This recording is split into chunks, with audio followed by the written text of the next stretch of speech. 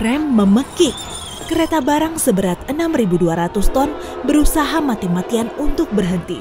Kedua pria yang mengendalikan mesin itu melihat ke jalur di depan dengan ngeri. Mereka tahu mereka tidak akan berhenti tepat waktu. Jadi sang kondektur melakukan hal yang tidak terpikirkan. 12 Mei 1998. Itu adalah hari yang sangat cerah di Lafayette, Indiana, dan Tila Marshall, ibu dari 4 anak, memilih hari ini untuk mengurus kebunnya. Dia pergi ke halaman belakang rumahnya dan merawat bunga-bunganya, meninggalkan putrinya yang berusia 19 bulan Emily bersama kakak laki-lakinya. Matahari makin terik dan Bu Marshall kian tenggelam dalam kesibukannya. Sementara itu, Robert Moore dan Rod Lindley sedang duduk di dalam kabin lokomotif yang melaju perlahan dan stabil melewati wilayah Indiana yang datar. Kondektur keretanya adalah Moore, sementara teknisinya adalah Lindley.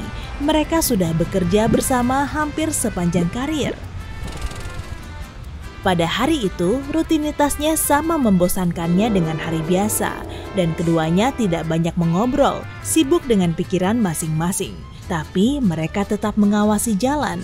Di depan ada kota Lafayette, dan mereka harus memastikan jalurnya aman. Tepat sebelum tikungan rel, Lindley menurunkan kecepatan menjadi 42 km per jam sesuai aturan. Di kawasan permukiman, hewan dan orang terkadang melintasi rel, sehingga kereta harus bergerak lamban agar bisa berhenti tepat waktu. Sang kondektur dan teknisi pun bersiaga, membunyikan lonceng peringatan dan lampu berkedip, serta dengan hati-hati mengamati keadaan sekitar. Mereka harus menyeberangi 24 jalanan di sepanjang 5 km jalur kereta. Dan meski mereka sudah ratusan kali melewati kota ini, momen ini masih tetap menegangkan. Kehati-hatian mereka pun terbayar saat kereta berbelok di tikungan dan mereka bisa melihat jalan di depan dengan jelas. Lindley melihat siluet kecil di rel yang jaraknya hanya beberapa ratus meter. Tila Marshall lupa waktu dan sibuk berkebun selama beberapa jam hingga akhirnya memutuskan untuk istirahat. Dia berdiri, melepas sarung tangan, menyeka keringat dari keningnya, dan kembali untuk mengambil segelas air dari rumah. Tapi kemudian dia tersadar ada yang tidak beres. Suasananya terlalu sepi, padahal tidak pernah seperti ini. Apalagi jika Emily sedang bermain. Dia adalah anak yang banyak mengoceh dan ceria, sama seperti balita pada umumnya. Tila bergegas ke rumah dan melihat putranya yang seharusnya bersama Emily di sana sendirian. Lalu dia mendengar klakson kereta. Meski di kota besar maupun kota kecil dilarang, Rod Lindley tetap membunyikan klaksonnya untuk mengusir sosok yang dia pikir sebagai seekor anjing di rel kereta. Pada saat yang sama, dia menginjak rem dan perlahan menghentikan kereta. Tapi Lindley tahu dia tidak bisa menghentikan kereta berat itu terlalu cepat. Ada 96 gerbong di belakang lokomotif ini dan beberapa di antaranya berisi gas yang mudah terbakar. Jika kereta berhenti terlalu cepat, sementara beberapa gerbong masih ada di tikungan, kereta bisa berguling dan mengakibatkan bencana. Jadi Lindley mengerem dengan hati-hati dan terus membunyikan klakson.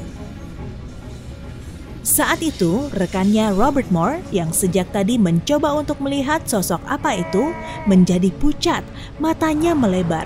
"Itu anak bayi!" teriaknya. Dan benar, ketika siluet di rel mengangkat kepalanya dan berbalik ke arah kereta yang melaju, mereka berdua melihat itu memang seorang anak kecil yang tidak lebih dari 2 tahun, hampir tidak bisa berdiri dengan kakinya yang gempal. Tila berdiri di depan pintu ketakutan. Jarak rel kereta api hanya beberapa komplek, sedikit terlihat bahkan dari teras depan rumahnya. Dan klakson itu makin keras dan makin tak keruan dari menit ke menit. Pikirannya kalut, tapi dia tidak bisa melangkah sedikit pun, membeku dalam ketakutan dan hanya bisa mendengar siulan kereta dari kejauhan. Dia berharap suara itu bukan karena putrinya ada di rel. Tapi jauh di lubuk hatinya dia tahu itu yang terjadi.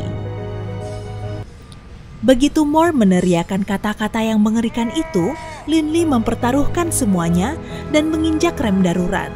Gerbong-gerbong kereta mulai saling menabrak, perlahan-lahan mulai berhenti, tapi terlalu lambat. Kereta masih butuh 200 meter lagi untuk berhenti total, sementara jarak gadis kecil itu hanya setengahnya. Jika bayi itu tidak segera pergi dari rel, dia tak bisa selamat. Saat kereta makin mendekat dan gadis itu masih tetap berada di rel, Moore membuka pintu kiri lokomotif, menginjak pagar di luar dan melangkah ke sisi lain, bertengger tepat di belakang moncong kereta. Dia tidak tahu apa yang akan dia lakukan, yang pasti dia harus melakukan sesuatu. Dia berteriak dan melambai ke anak itu agar keluar dari jalur. Dan ajaibnya, usaha Moore tampak berhasil. Bayi itu berguling dari rel dan ke samping. Jika dia berbaring rendah, moncong kereta mungkin bisa melintas ke atas kepalanya. Tapi gadis itu malah mendorong punggungnya untuk bangkit berdiri. Karena panik ketakutan, Moore berpegangan ke pagar moncong dengan satu tangan dan menyodorkan salah satu kakinya sejauh mungkin ke depan. Gadis itu berada tepat di depan moncong kereta, dan Moore cuma punya satu kesempatan untuk menyelamatkannya dari hantaman. Hanya 3 meter tersisa sebelum benturan, dan Moore sangat berharap kakinya cukup panjang.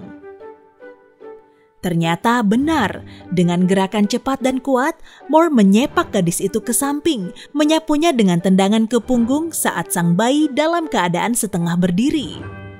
Tendangan itu membuat sang bayi jatuh ke sisi rel kereta. Seolah dalam gerakan lambat, Moore melihat kepala bayi itu terbentur ke bebatuan, tapi setidaknya dia tidak tertabrak kereta. Moore melompat dari kereta dan berlari ke samping gadis kecil itu. Dia duduk di atas batu agak jauh ke bawah, menangis, sedikit memar, tapi tidak terluka, dan tentunya masih hidup. Kereta akhirnya berhenti setelah Moore turun.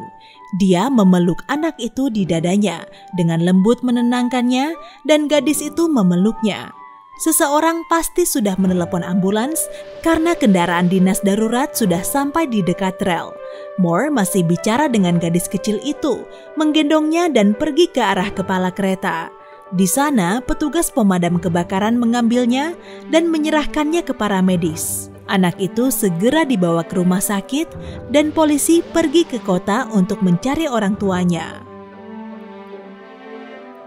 Itu tidak butuh waktu lama, sebab Tila Marshall berjalan dengan kaki gemetar untuk menemui mereka. Wajahnya pucat dan matanya merah. Petugas dengan cepat meyakinkan bahwa bayi itu baik-baik saja, tapi mereka perlu memastikan bahwa itu memang Emily. Tila mengenali putrinya dari deskripsi polisi dan hampir pingsan saat rasa lega menerpa hatinya.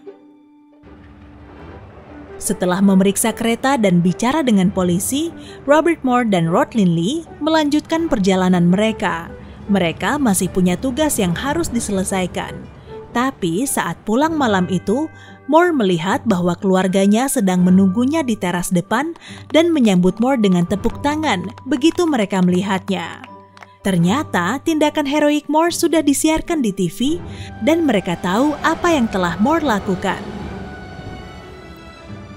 Gadis kecil itu, Emily, baik-baik saja dan kembali ke ibunya sehari berselang. Dan seminggu kemudian, Robert Moore mengunjungi rumah Tila Marshall. Saat kejadian itu baru terjadi, Moore marah dan mengira Tila tidak bertanggung jawab. Tapi kemudian sebagai seorang ayah, dia ingat betapa sulitnya mengurus anak kecil. Setelah mengetahui identitas tamunya, Tila Marshall memeluk dan mengucapkan terima kasih yang hangat serta tulus. Sementara Emily dengan beberapa lukanya yang sudah mulai sembuh, tersenyum saat Moore menggendongnya. Hey, jika kamu belajar hal baru hari ini, klik tombol suka di video ini, lalu bagikan pada teman-temanmu. Inilah beberapa video menarik lainnya yang bisa kamu tonton. Klik saja video di salah satu sisi layar. Dan ingat, tetaplah di sisi terang kehidupan.